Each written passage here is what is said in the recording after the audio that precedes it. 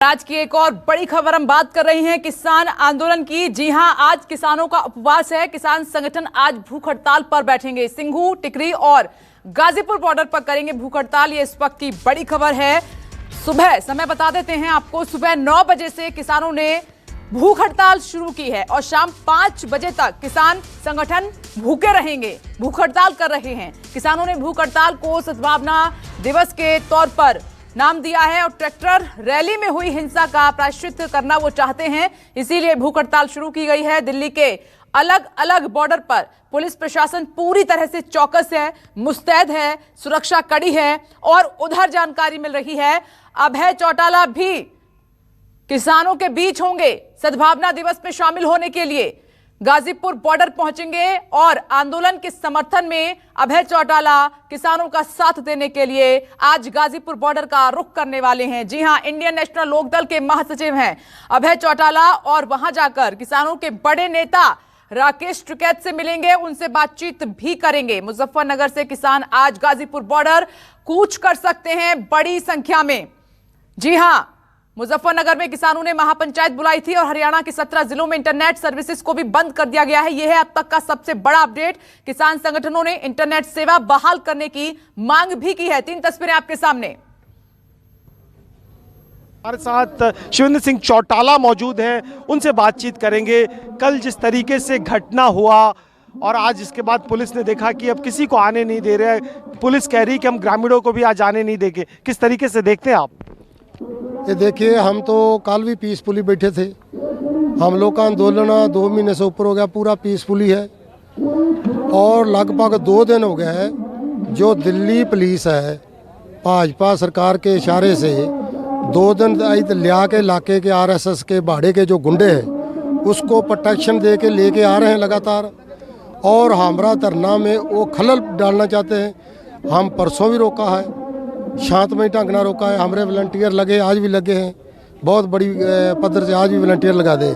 आप लोगों ने बात की किस रिगार्डिंग, कम से कम खाना पानी दवाइयाँ जो जरूरत सामान है वो आने दीजिए? हम बोला था कल भी दिल्ली पुलिस के जो अफसर आए उसको बोला भी है, ठीक नहीं है। क्योंकि देखो पानी तो कुछ भी हो, बंदा जेल में बंद हो उसको भी फैसिलिटी चाहिए। जेल में भी फैसिलिटी दे दी है, बहुत ज़्यादा फैसिलिटी दी है। तो हम अपनी बातें लेके बैठे हैं इधर, तो किसानों को फैसिलिटी चाहिए। हम कल भी बोला है, तो हम बोलते हैं भी हमारा रास्ता खोला जाए, पानी भी आने दिया जाए, दवाइयाँ आने दी जाए, हमारा लंगर प्रसादा सब्जी है, बाहर से जो रॉ मटीरियल लेंगे तभी इधर पकाएंगे, वो सब्जी आने। एक दूसरा सवाल ये भी है कि जो संयुक्त किसान मोर्चा है जो पीछे की तरफ है, जो उनके यूनियंस के लोग पार्टिसिपेट करते हैं बैठकों में, उन्होंने 26 की घटना के बाद आप लोगों की यूनियन पे लगातार आरोप लगाया कि जो भी 26 तारीख को हुआ है वो आप लोग दोषी हैं। क्या कल उनके तरफ से कोई आप लोगों को सपोर्ट या ये मदद का ऑफर दी गई क्योंकि आप लोग आइसोलेट हो चुके हैं और आप लोगों पे लगातार इस तरह की घटनाएं हो रही है? देखिए, पहले 26 की जो घटना है, जो काल हुई थी उनकी काल थी। और देखिए, लगातार वो किसानों से बात भी कर रहे हैं। सिंघू बॉर्डर का रुख कर लेते हैं। कुंदन सिंह इस वक्त लाइव हमारे साथ जुड़ गए हैं। कुंदन सिंह, बॉर्डर की तस्वीर हर रोज बदल रही है, आज कैसी तस्वीर है? जानकारी मिल रही है कि बड़ी संख्या में किसान भी इकट्ठा हो रहे हैं, तो दूसरी तरफ भूख हड़ताल भी शुरू हो चुकी है किसानों की। इन दोनों अपडेट से पहले मैं आपको एक अपडेट देना चाहूँगा कि पुलिस की तरफ से सख्ती बढ़ गई है और अमूमन हम लोग जो अपने पूरे ओबी वैन और इक्विपमेंट्स को लेकर किसानों के पास होते थे, अब हमें करीब 2 किलोमीटर दूर खड़ा किया गया है। और सुरक्षा किस तरीके की है मैं अपने कैमरा सहयोगी से कहूँगा कि तस्वीरों में दिखाएं और आप एक पैन करके दिखाएं कि किस स्तर की सुरक्षा है। और न केवल दिल्ली पुलिस के जवान बल्कि ITBP के रैपिड एक्शन फोर्स के जवान भी तैनात किए गए हैं। और आज पुलिस के तरफ से बहुत साफ निर्देश है कि सिंघू बॉर्डर के इस इलाके से 2 किलोमीटर दूर एक बड़ा बैरियर है और कोई भी गाड़ी अंदर नहीं जाएगी, पैदल वाले भी अंदर नहीं जाएंगे, किसी भी ग्रामीण को अंदर नहीं जाने दिया जाएगा। और साथ ही साथ मीडिया कर्मियों को एक एक करके आई कार्ड चेक करके केवल इक्विपमेंट्स लेके बिना ओवी वैन, बिना आप 3G के अंदर जा सकते हैं। और चूंकि यहाँ पे इंटरनेट सेवाएं भी बंद कर दी गई है, इसकी वजह से आप समझ लीजिए कि हम आप कोई फीड भी और कोई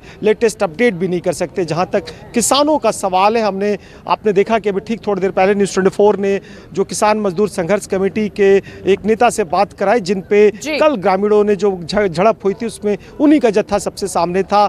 वहीं दूसरी तरफ जो संयुक्त किसान मोर्चे का जत्था है, वहाँ पे आज किसान सद्भावना, आज गांधी की पुण्यतिथि है और उस मौके पर बैठे हुए हैं और ये संदेश देना चाहते हैं कि जिस तरीके से सरकार जानबूझ के उनके प्रदर्शन को बदनाम करने की कोशिश कर रही है, उसकी वजह से इस तरह की चीज़ें हुई है। दूसरी तरफ पुलिस ने कल के झड़प के बाद 43 लोगों पे मामले दर्ज किए हैं और पुलिस के अधिकारियों का कहना है कि इस पे जांच की जाएगी और जो भी दोषी होगा उस पे कार्रवाई की जाएगी। उसके अलावा जो ओवरऑल किसानों की बात करें तो बहुत सारे किसानों के जत्थों की जो गिनती कम हो रही थी, लगातार कम हो गई थी, वो धीरे धीरे बढ़ रहे हैं। लेकिन बढ़ने वालों की संख्या ठीक उत्तर हरियाणा, पंजाब के तरफ से आ रही है। और आज किसान नेताओं ने कहा कि देर रात तक कुछ लोग आए हैं और आज बड़ी संख्या में लोग मोबिलाइज कर रहे हैं।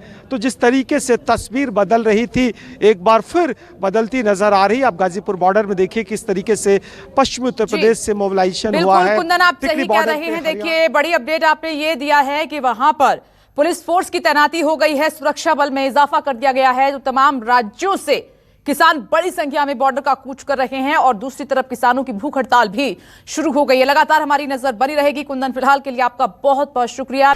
नमस्कार, मैं हूं मानक गुप्ता। अगर आपको हमारा ये वीडियो पसंद आया हो तो इसे लाइक और शेयर जरूर करें और हाँ, हमें सब्सक्राइब और फॉलो करना ना भूलें ताकि आप देश और दुनिया की कोई खबर मिस ना करें। तो जुड़े रहिए हमारे साथ और देखते रहिए न्यूज़ 24।